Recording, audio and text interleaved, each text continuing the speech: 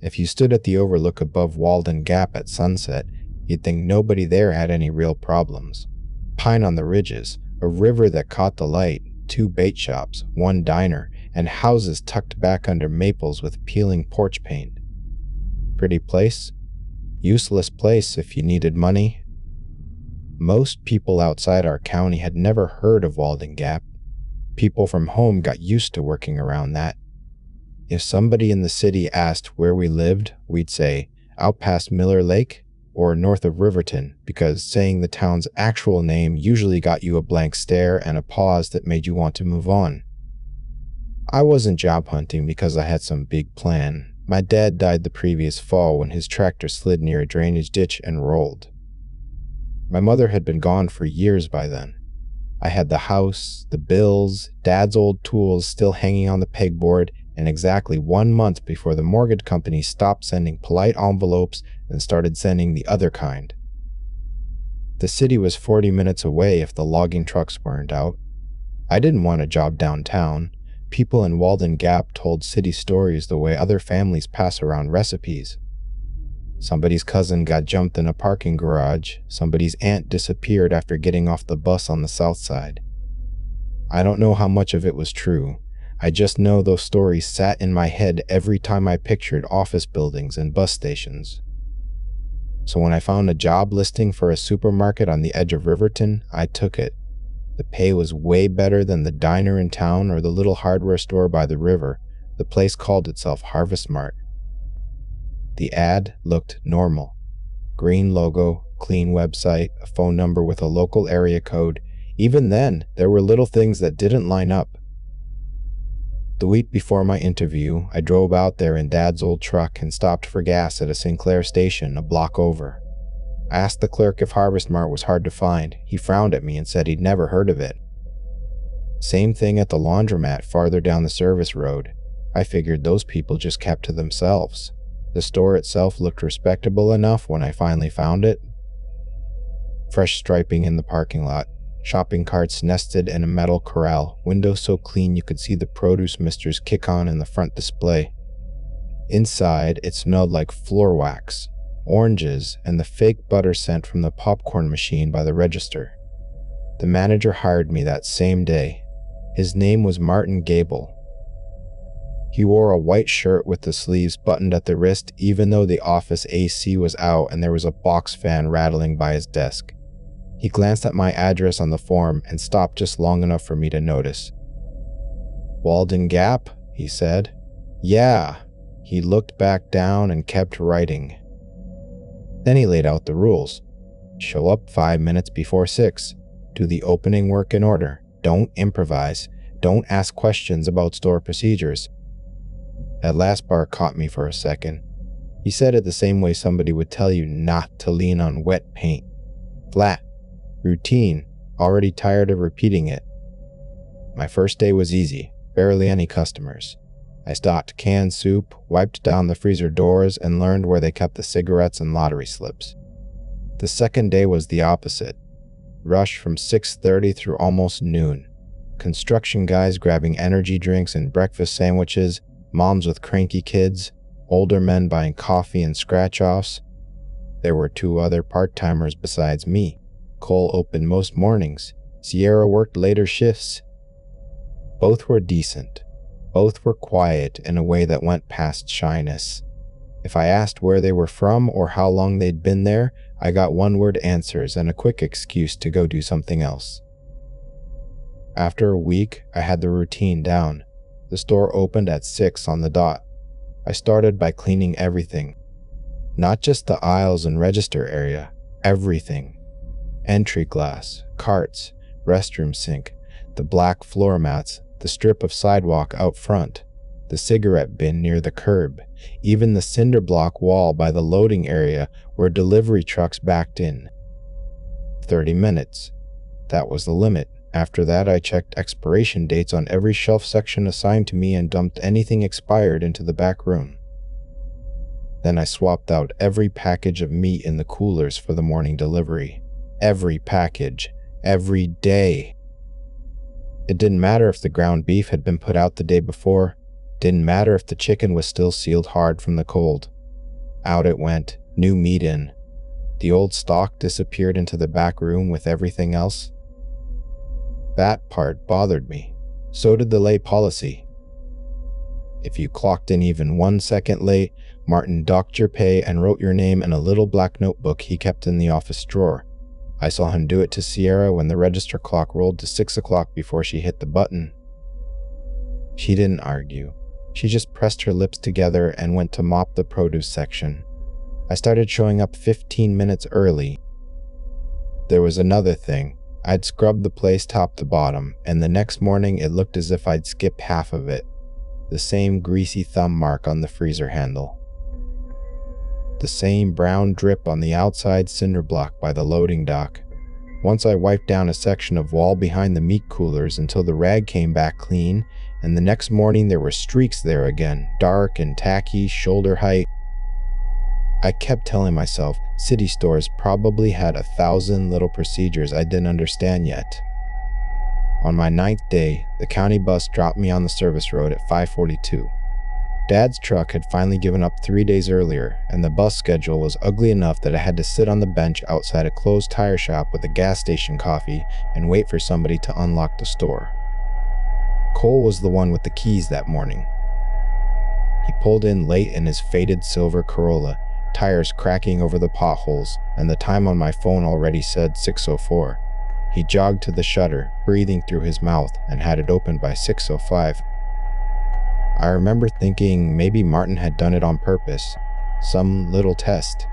See what happened to a person who showed up late. Cole didn't look at me when he let me in. He just muttered, "Start." So I did. I moved faster than usual. Trash, mop, glass, front walk, loading area. At 6:27, the meat delivery showed up while I was still spraying down the rubber mat by the stockroom door. Denny, the driver, rolled 2 gray insulated crates off the truck and gave me a look that said he had other places to be. 5 minutes, I told him. I have to finish the open.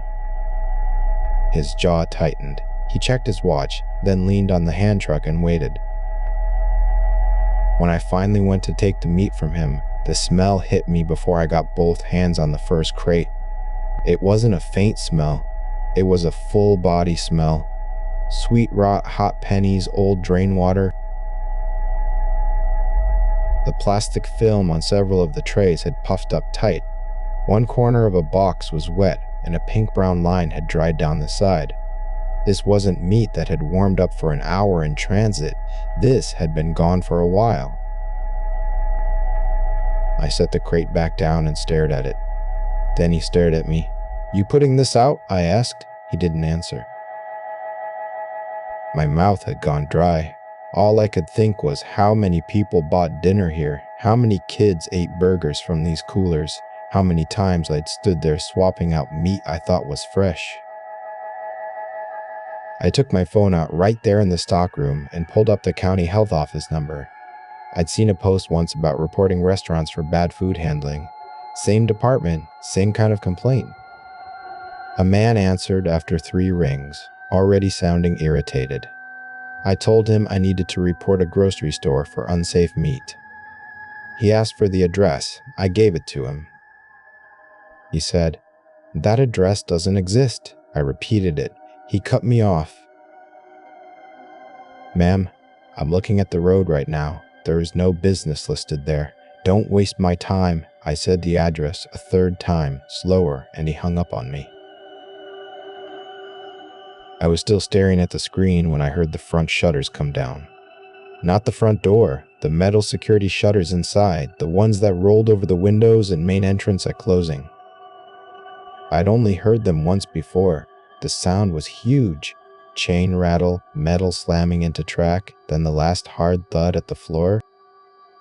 I stepped out of the stockroom. Cole was on the tile near register too. For a second, my brain kept trying to make it into something else. A fall, a seizure, him bent over picking something up. Then I saw the way one of his shoes had come off and landed sideways by the gum rack. His keyring was still clipped to his belt. There was a red spread moving under him, slow and steady, finding the grout lines. Denny stood 3 feet away, holding a long, boning knife with a black handle. Martin was beside him with his shirt sleeve still buttoned, hands clean, expression calm enough to make me take 1 step back before I even understood I was moving. Martin looked at me and gave the smallest shake of his head. "You should have left it alone," he said. "Places stay in business because people keep their mouths shut." I couldn't get any words out, he went on, almost gentle. "Funny thing is, you're from one of those places too. Little town nobody can name, still sitting there, still getting by. Same setup, same benefit. Why would you try to ruin ours?" Danny shifted his grip on the knife. That snapped something loose in me. There was a back exit in the stockroom. I turned and ran before Martin finished whatever he was about to say next. Behind me, I heard him shout, "Go! Don't let her make the road." The push bar slammed under my hand. The back door flew open into the loading alley. My shoes hit gravel, then cracked asphalt, then the dirt shoulder beside the service road. I heard Denny come through the door a second later, fast, not yelling, just the slap of his boots and the metal click of the knife hitting the bar on the way out. I was good at running and hiding long before any of this happened. In Walden Gap, kids grow up cutting through brush, dropping into drainage ditches, slipping under sagging fence wire, finding the deer paths nobody marks on maps. My legs were shaking, but they still knew what to do. I cut behind the shuttered car wash instead of taking the open road, hopped the low chain fence where one post leaned out of the ground, ran through waist-high weeds that slapped my jeans wet with morning dew. At one point, I heard Denny close enough behind me that I could pick out his breathing over the hum of the power lines. Then I hit the city limit sign on County 8, Riverton behind me, open county road ahead. I risked one look back. Nobody, no Denny, no truck. No movement by the car wash or the ditch or the service road. The shoulder was empty. Even the birds had gone quiet. I stood there bent over, hands on my knees, spit hanging from my lip, waiting for the next sound. Nothing came. I didn't stay to figure it out. About a quarter mile past the sign, there was a blue farmhouse with a white porch and a concrete goose by the mailbox. I knew it from the bus route. The woman there put out a different flag every season. That morning, it was sun-faded apples on beige cloth. I ran to that house and pounded on the door so hard my knuckles went slick. A woman in a robe opened it with her chain still on and recoiled when she saw me. I tried to tell her what happened. I got out, store, and knife, and he killed him, and then she dragged me inside onto cool linoleum that smelled like pine sol and frying bacon. Somewhere above me, a cordless phone started beeping as she punched in numbers. She asked where I was from so she could tell them. I said, "Walden Gap." There was a pause. Then she repeated it into the phone, slower, and the look that crossed her face took the rest of the strength out of me. I heard her say, "No, that's what she said. Walden Gap." Another pause. My eyes were going blurry by then. The kitchen light smeared into a white bar, the floor pressed hard against my cheek. All I could hold on to was Martin's voice in that bright, clean store, telling me my town and his were the same kind of place. The last clear thought I had before everything went black was this. What did he mean? Nobody could name my town?